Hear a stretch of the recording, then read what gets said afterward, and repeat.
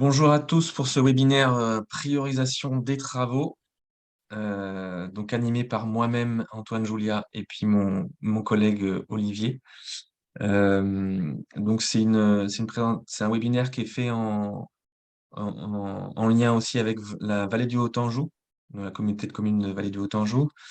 Euh, donc pour vous faire un petit rappel, donc moi-même et mon collègue Olivier, on travaille, donc on est des conseillers France Rénov', de l'association Alizé. Le but, nous, on est une association à but non lucratif. On est là aussi pour donner des conseils sur la rénovation thermique, le changement de chauffage et la production d'énergie renouvelable. Il faut savoir qu'on est du coup subventionné par l'État et différents systèmes, et donc on n'a rien à vendre. Donc c'est un conseil qui est gratuit et indépendant. Donc c'est vrai que c'est pas mal de venir nous voir avant de commencer un projet. Voilà, ça permet d'avoir des idées, euh, pas mal de choses par rapport à la rénovation et aux aides également. Je vais commencer par faire un petit sondage. Voilà, donc il y a 3 possibilités. Donc c'est pour savoir un peu d'où vous venez. Donc n'hésitez pas à répondre. C'est un choix unique. Reste 2 petites minutes. Si vous avez des questions, n'hésitez pas à les mettre dans la discussion en bas. On y répondra. Hop, donc Maine-et-Loire. 2 personnes qui viennent du Maine-et-Loire, principalement.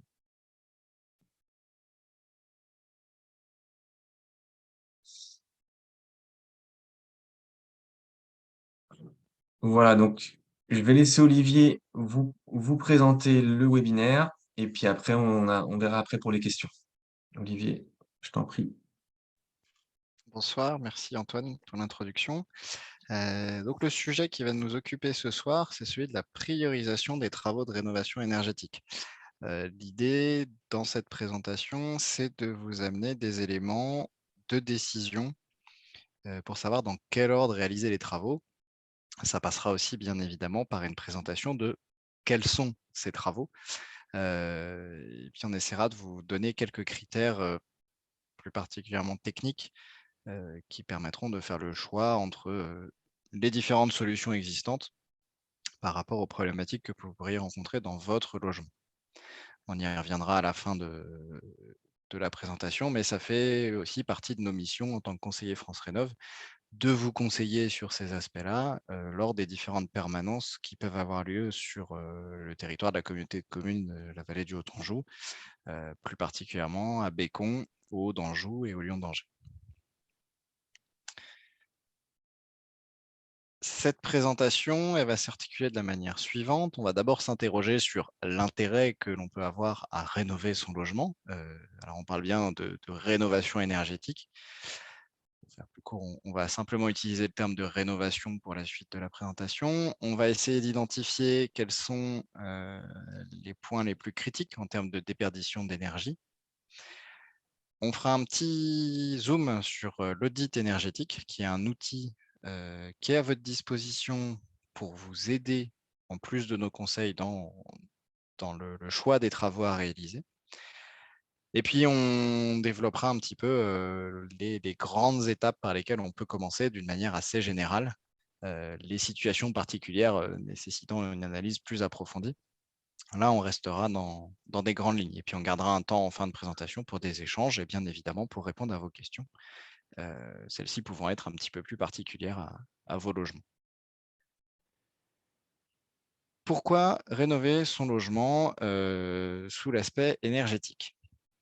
Alors, le premier argument qui est avancé aujourd'hui, entre autres par les pouvoirs publics, c'est le poids du bâtiment dans les consommations annuelles d'énergie en France, qui représente quasiment la moitié de nos consommations annuelles à l'échelle du pays et de la population, devant l'industrie et même le transport.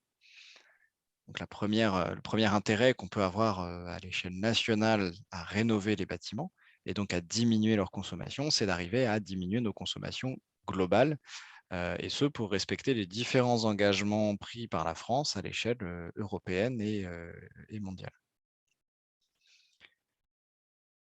Si on zoome sur la partie bâtiment, on se rend compte que nos consommations d'énergie, c'est principalement le chauffage aujourd'hui dans nos logements. Alors les chiffres datent de 2012. Le chauffage prend de moins en moins de place aujourd'hui.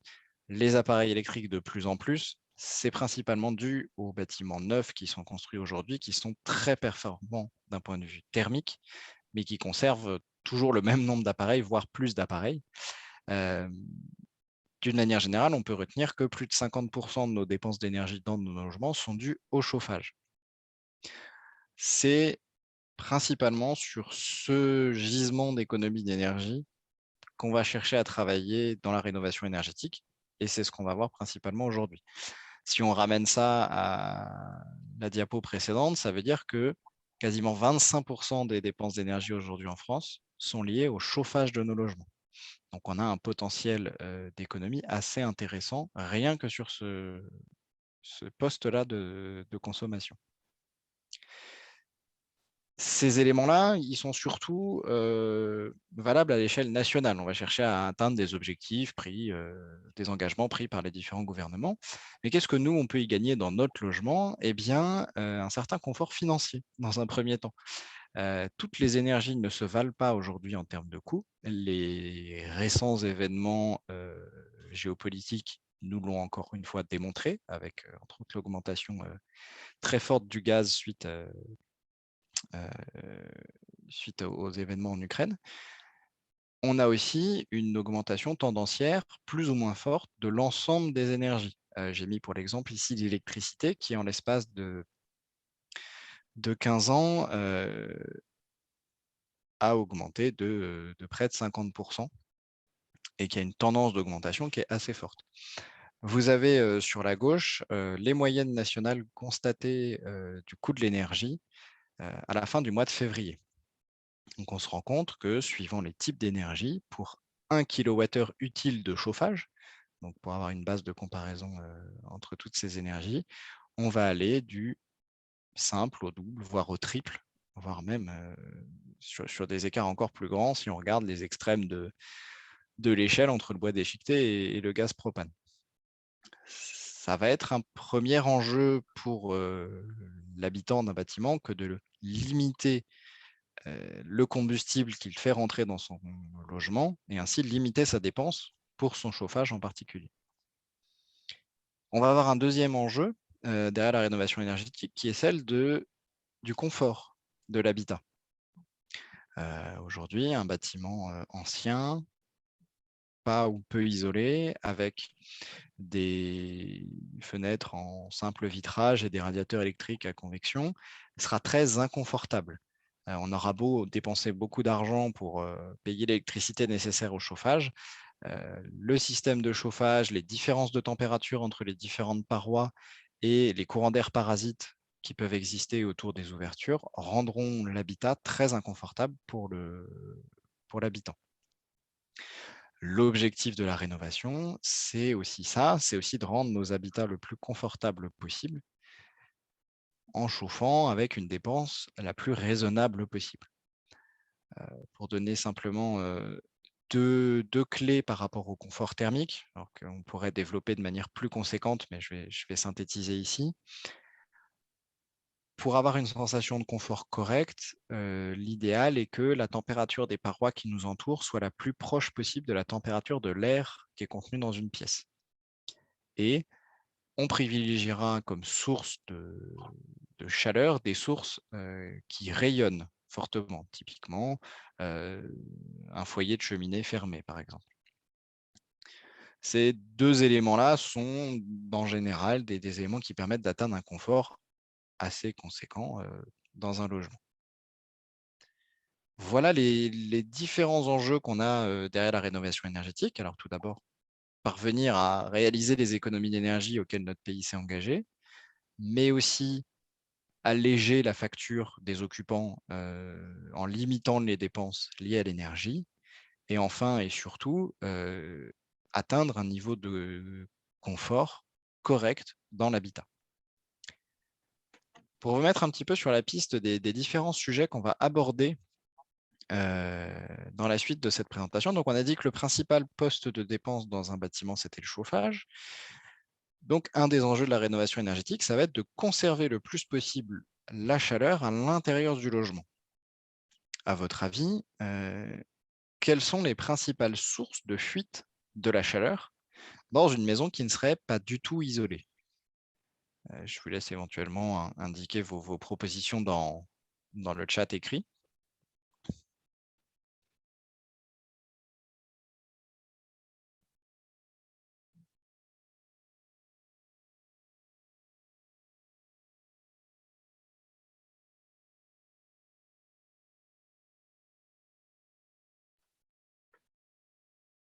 Alors, une première proposition qui serait le toit. Est-ce qu'on a une autre proposition?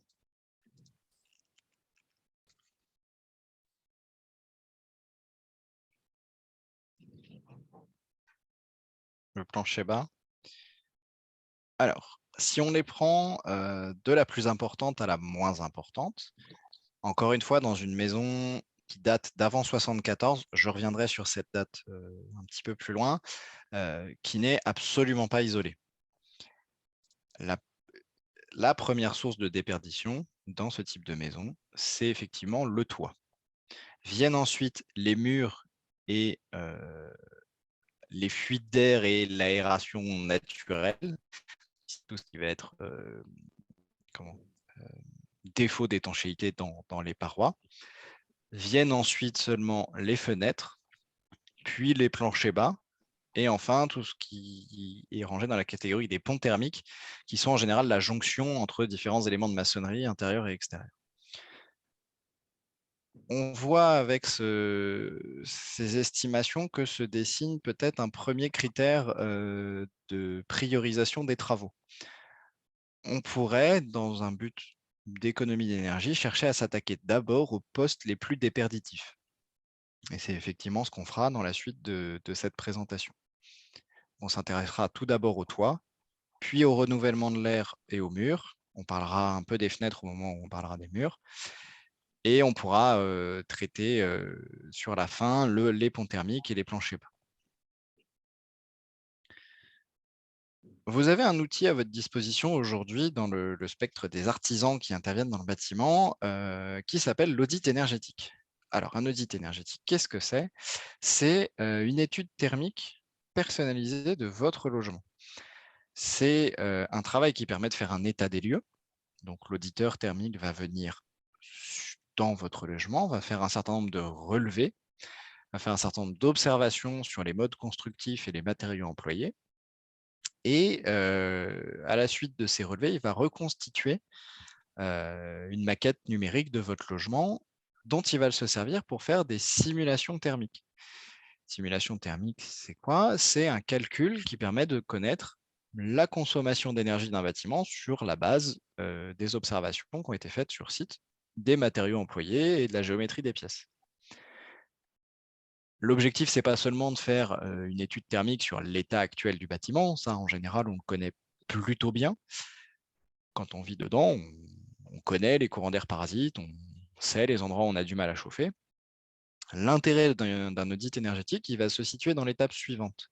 Étape suivante qui est la proposition de scénarios de travaux, donc d'enchaînement d'actions de travaux qu'on pourrait réaliser dans cette maison.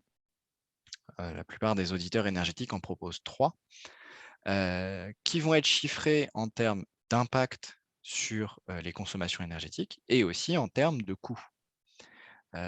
Ça donne un document qui peut être relativement conséquent, mais qui donne à voir l'ensemble des possibilités qu'on peut avoir dans un bâtiment donné et l'impact des différents travaux envisagés sur la consommation énergétique et sur les finances des occupants. À titre informatif, c'est un travail aujourd'hui qu'on peut se voir facturer entre 700 et 1000 euros, suivant la surface du bâtiment et suivant sa complexité. De même, on aura une vigilance particulière dans les bâtiments anciens à la prise en compte des modes constructifs traditionnels et de la prudence qu'il faut avoir vis-à-vis de ces éléments. c'est un travail qui peut être très intéressant à faire au tout début d'une réflexion sur des travaux de rénovation énergétique, non seulement parce qu'il permet d'avoir une base de réflexion, mais aussi parce que c'est un élément qui est parfois nécessaire à l'obtention d'aides financières dans certaines conditions. Mettons que nous avons réalisé un audit énergétique, nous avons une connaissance maintenant relativement générale des grands éléments sur lesquels il faut travailler pour réduire les consommations d'énergie d'un bâtiment. Dans quel ordre on fait les choses maintenant? Alors, pour donner une méthode de décision, nous, on aime bien s'appuyer sur la démarche Négawatt, qui est une démarche portée par une association du même nom qui vise à proposer un scénario énergétique pour la France à horizon 2050 et qui s'appuie sur trois piliers: la sobriété, l'efficacité et les renouvelables. Alors, pour expliciter un petit peu ça, on va prendre quelques exemples. Si on s'intéresse par exemple au cas spécifique de l'éclairage, la sobriété énergétique dans le cas de l'éclairage, c'est éteindre les lumières inutiles. L'efficacité, c'est employer des ampoules basse consommation qui vont nous éclairer aussi bien que des ampoules au filament, mais avec moins d'énergie. Et in fine, utiliser des énergies renouvelables, ce serait alimenter ces ampoules basse consommation avec une électricité renouvelable produite localement. On peut s'amuser à faire le même travail pour le chauffage, la sobriété pouvant être adapté son habillement et limiter la température de consigne. L'efficacité étant avoir un bâtiment efficace d'un point de vue énergétique, donc l'isoler par exemple, et les renouvelables pouvant se matérialiser par l'installation d'un poêle à bois performant dans notre logement pour le chauffer avec une énergie renouvelable. On pourrait s'amuser à l'appliquer à plein de domaines différents, que ce soit l'eau, les transports, les appareils électriques. Retenez simplement qu'on peut l'appliquer d'une manière assez large au bâtiment, en commençant par la conception. Une conception, on peut utiliser la sobriété, l'efficacité et les renouvelables dès la conception, en particulier en étant vigilant au positionnement du bâtiment, à la surface qu'on va lui donner, à la quantité d'isolation qu'on va mettre en œuvre, aux matériaux d'isolation, à la géométrie des pièces et des éléments de structure pour limiter les ponts thermiques, à l'étanchéité du bâtiment et ainsi de suite. C'est dans cette idée-là que nous, on vous conseille sur les travaux de rénovation énergétique, en commençant tout d'abord par réduire le plus possible notre besoin d'énergie, en étant le plus possible sobre en énergie. Donc pour cela, on va commencer par l'isolation. On s'intéressera ensuite à avoir des systèmes de renouvellement d'air et de chauffage les plus efficaces possibles, si possible alimentés par des énergies renouvelables. Depuis le début de la présentation, on parle d'un bâtiment construit après 1974, pas du tout isolé, qui est une situation relativement facile à traiter d'un point de vue priorisation. On a eu à partir de 1975 en France ce qu'on appelle des réglementations thermiques, des documents réglementaires proposés par l'État qui imposent des niveaux de consommation maximum dans les bâtiments d'habitation et les bâtiments tertiaires. Elle a été révisée à plusieurs reprises, les dernières itérations étant les réglementations thermiques 2015-2012, et puis depuis le 1er janvier dernier, une réglementation environnementale 2020 qui continue à jouer ce rôle de limitation de consommation d'énergie. On trouvera dans les bâtiments qu'on pourrait être amené à vouloir rénover des bâtiments qui ont été construits dans les années 80, dans les années 90, après 2005, après 2012, qui auront déjà, pour certains, coché certaines cases de notre priorisation de travaux, qui auront déjà une isolation performante, qui auront déjà des menuiseries performantes. L'idée étant ici de vous présenter ce qu'on ferait dans un bâtiment qui part entre guillemets de zéro. Libre à vous ensuite de pouvoir éliminer certaines étapes si celles-ci ont déjà été réalisées de par la conception même du bâtiment. Autre point sur ce graphique qui est proposé par l'association Maisons Paysannes de France, vous remarquerez qu'avant les années 40, on avait un certain nombre de bâtiments, les pierres dans le bandeau en bas, qui étaient construits en des modes constructifs traditionnels. Pour ces bâtiments-là, on aura une vigilance particulière aux travaux qu'on pourrait être amené à réaliser pour ne pas déstabiliser l'équilibre thermique, l'équilibre hygrométrique du bâtiment, qui lui permet de tenir debout parfois depuis 100, 150, 200 ans. Il y a certains travaux de rénovation énergétique qui pourraient être dommageables pour ces bâtiments. Donc, il faut avoir une certaine prudence quand on cherche à rénover une bâtisse en tuffeau, une longère, même une maison à colombage en torchis. Il y a une prudence à avoir. On peut faire un certain nombre de choses. On vous recommande à ce moment-là de faire appel à un auditeur spécialisé dans le domaine, à l'association Maisons Paysannes de France, à nous demander conseil aussi pour être orienté vers les bons interlocuteurs. Prenons donc les choses dans l'ordre où on l'a annoncé. L'isolation d'abord, la ventilation et l'étanchéité, et pour finir, un chauffage efficace. Est-ce qu'avant de détailler ces éléments, vous avez déjà des questions?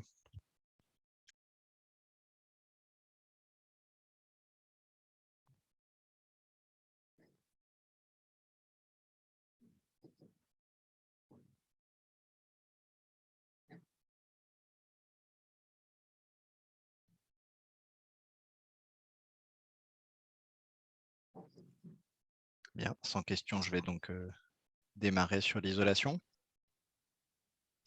Alors, on l'a dit tout à l'heure, le premier poste à traiter, c'est la toiture. Comment peut-on isoler une toiture? Eh bien, il y a 3 grandes techniques qui existent. La première étant isoler ce qu'on appelle le plancher des combles. C'est ce que vous avez sur les 2 schémas dans la partie supérieure de la diapo. On va venir poser un isolant directement sur le faux plafond ou le plancher du grenier, au plus près de l'espace chauffé, qui sont les pièces, donc directement sur le plafond des pièces de l'étage de notre maison, par exemple. On va pouvoir, dans ces situations, mettre en œuvre des isolants, par exemple, en vrac, qu'on va souffler dans l'espace jusqu'à atteindre une certaine épaisseur, ou bien des isolants en rouleau, qu'il va être assez facile de dérouler dans l'espace à isoler. Vous remarquerez qu'on fait mention d'un élément sur chacun des schémas appelé membrane par vapeur.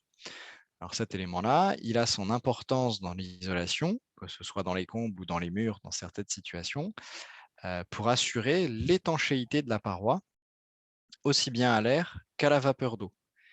Il est placé entre l'isolant et l'espace chauffé pour empêcher les passages d'air parasite, qu'ils soient chauds ou froids, dans un sens comme dans un autre, et empêcher les passages de vapeur d'eau de l'intérieur du logement vers l'extérieur du logement. Pourquoi est-ce qu'on va chercher à empêcher le passage de la vapeur d'eau? C'est principalement pour préserver l'isolant d'une exposition trop forte à la vapeur d'eau qui risquerait de le dégrader. On a naturellement plus de vapeur d'eau dans nos logements qu'à l'extérieur, donc il va chercher à s'échapper à la fois à travers les murs, par les fenêtres ouvertes, par la VMC, mais aussi à travers le plafond.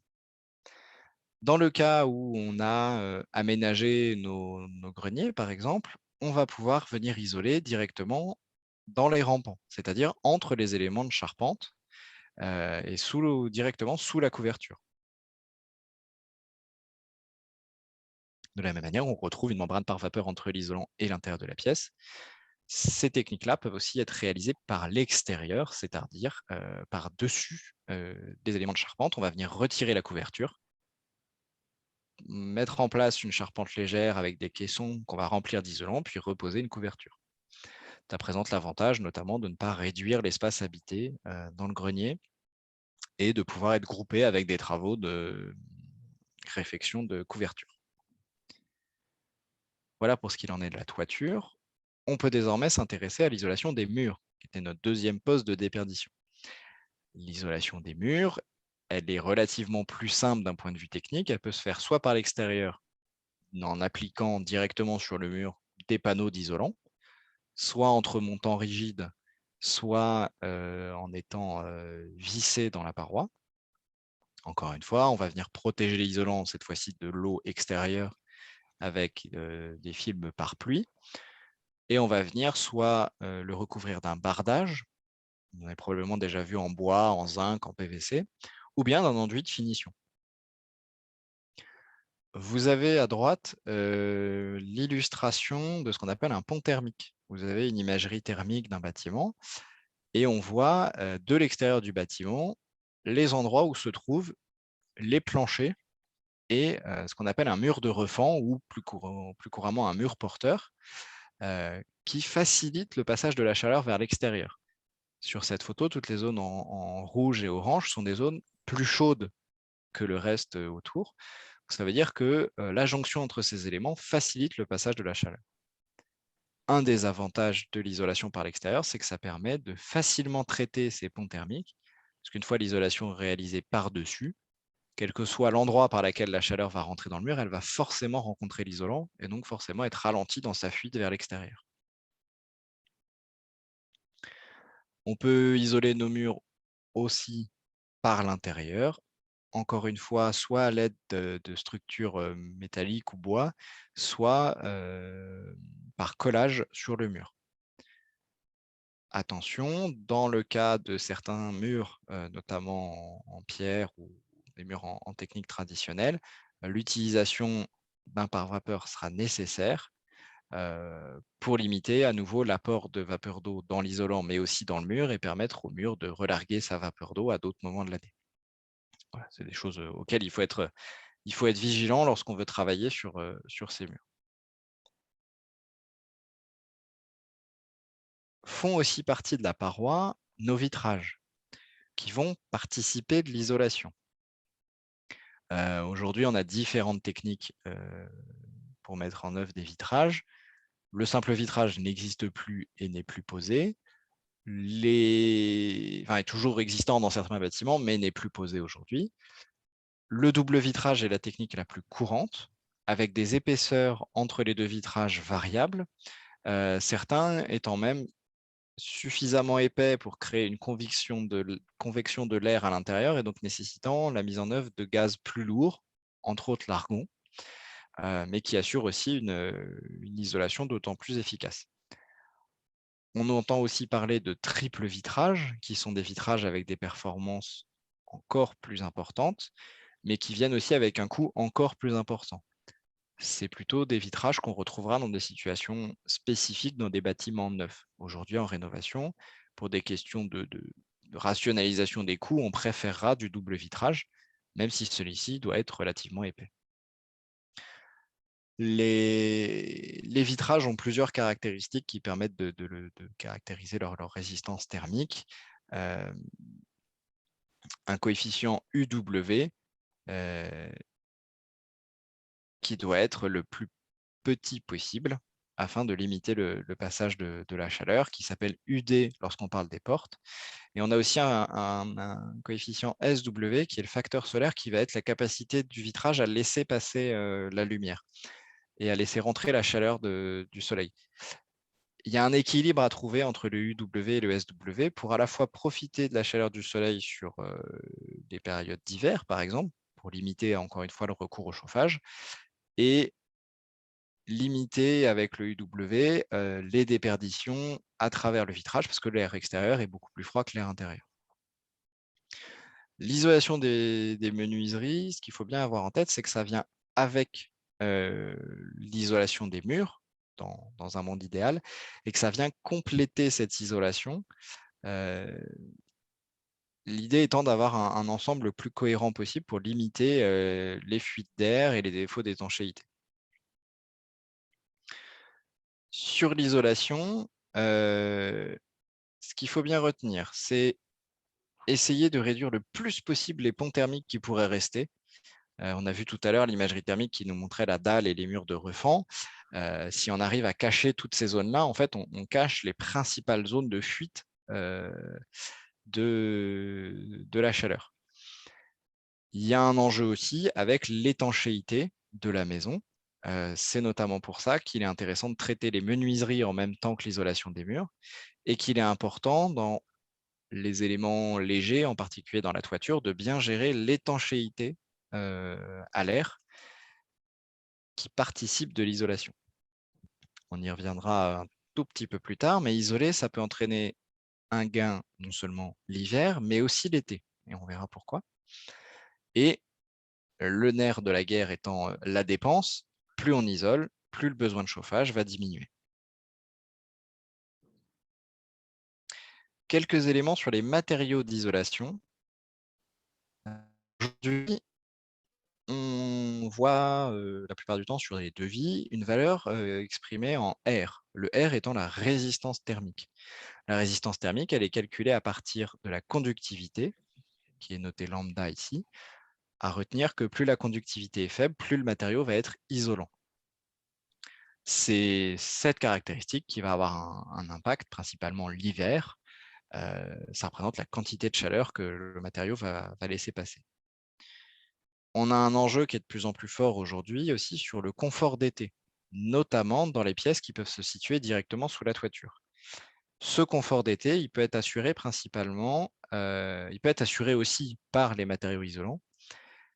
Et cette fois-ci, c'est la densité et la capacité thermique massique de nos isolants qui vont avoir un impact sur le confort ressenti. Ces deux caractéristiques-là, elles vont représenter la quantité d'énergie qu'un matériau peut stocker avant de s'échauffer.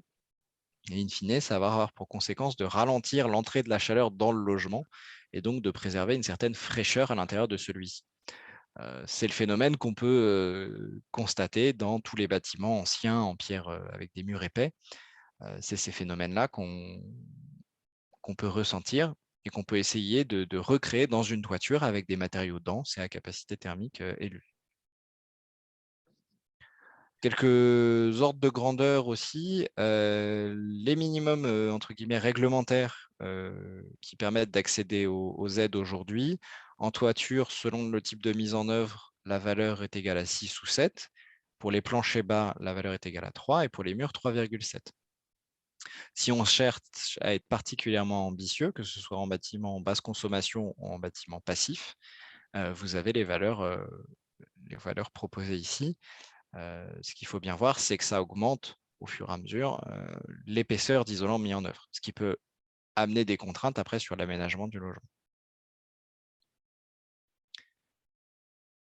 Maintenant qu'on a traité le sujet de l'isolation, qui est notre premier point de déperdition, le second, c'était la ventilation et les fuites d'air. Alors pourquoi est-ce qu'on va chercher à ventiler? Principalement pour limiter l'humidité présente à l'intérieur de notre logement, ce qui a un impact non seulement sanitaire, mais aussi sur la quantité d'énergie nécessaire pour chauffer l'air. Arriver à garder un air autour de 50% d'humidité relative, c'est garder un air qui est plus facile à chauffer et donc qui nécessite moins de dépenses pour chauffer. Il n'est pas négligeable aussi l'aspect sanitaire qui permet d'éviter l'apparition, entre autres, de moisissures, de champignons qui peuvent avoir un impact sur la santé des occupants du bâtiment.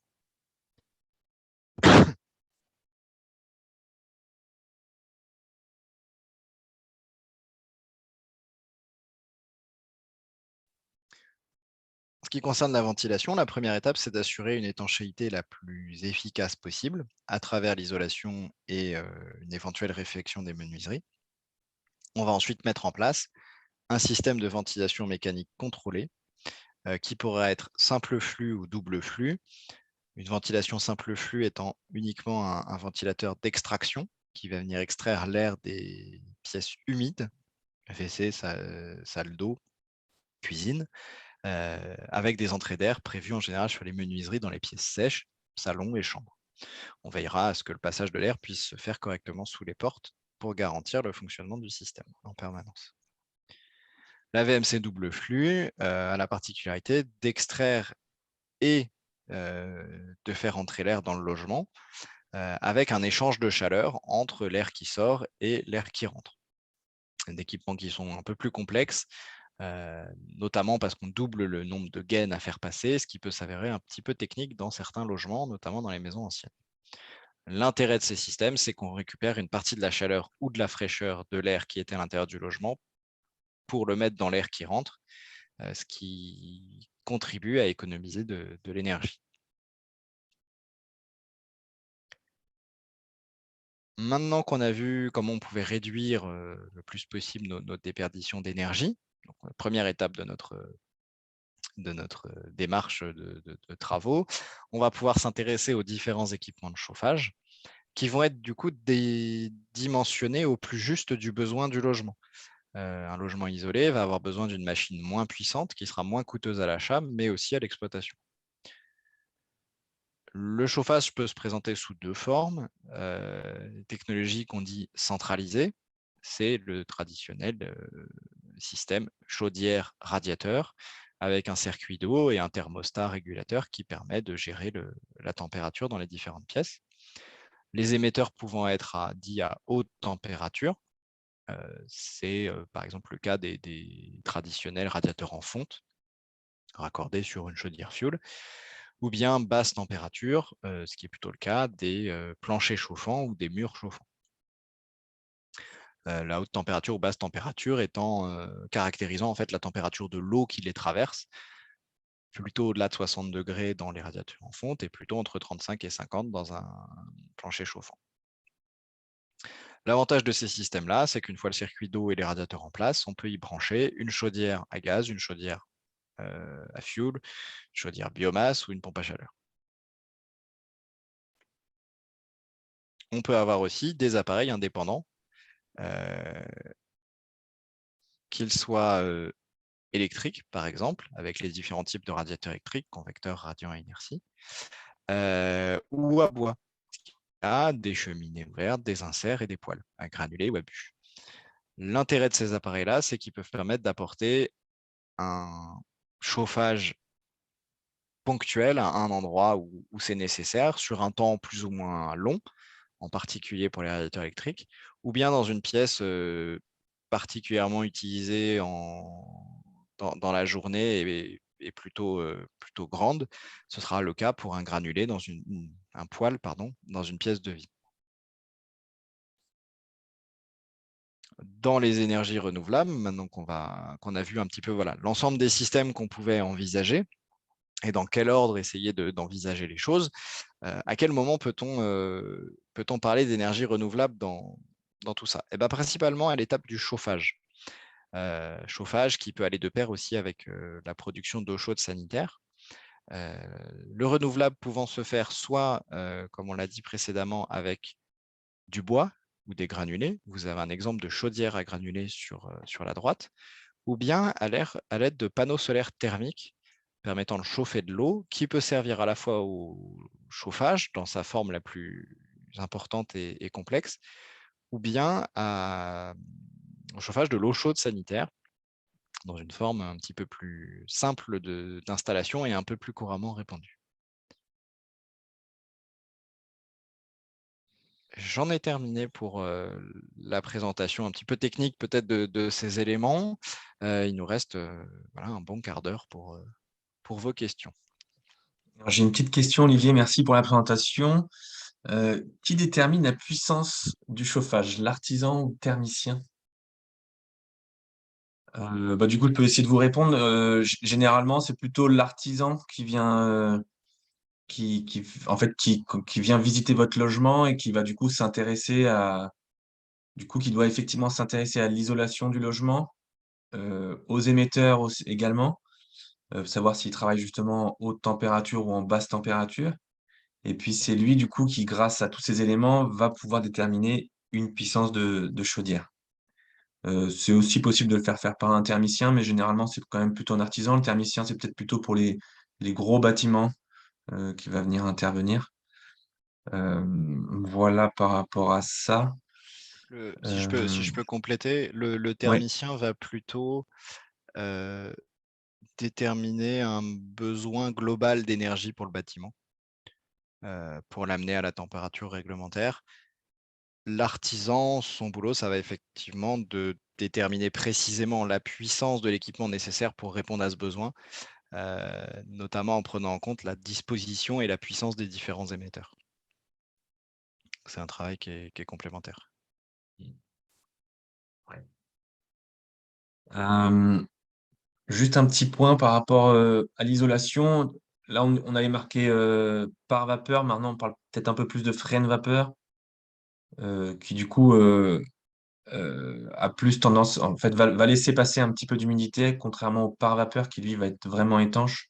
Et c'est vrai que maintenant, on préfère travailler sur du freine vapeur, donc qui va gérer un peu plus l'humidité et qui permet aussi d'avoir un peu plus de entre guillemets d'erreur dans la pose, parce que c'est très compliqué d'avoir une pose parfaite de ce type de membrane, et du coup on a souvent des petits défauts, donc vaut mieux avoir quelque chose qui va permettre ces petits défauts-là, plutôt qu'un pare-vapeur qui lui va être vraiment trop fermé, complètement étanche.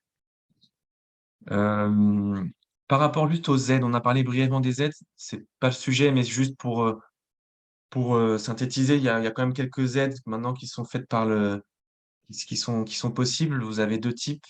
Ma prime rénov, donc, qui, elle, va dépendre de votre revenu fiscal et du nombre de personnes dans le foyer. Donc, revenu fiscal du foyer et le nombre de personnes. Et puis, vous avez les C2E, les certificats d'économie d'énergie. Et puis, avec ça, la TVA à 5,5 pour tout ce qui concerne les travaux de rénovation thermique.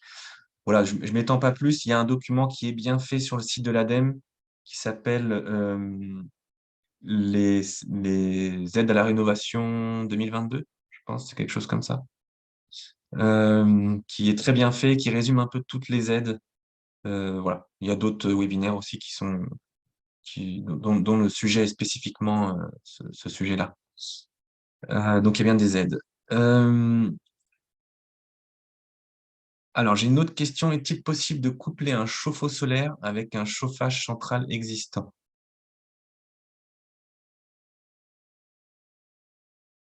Olivier, tu veux répondre?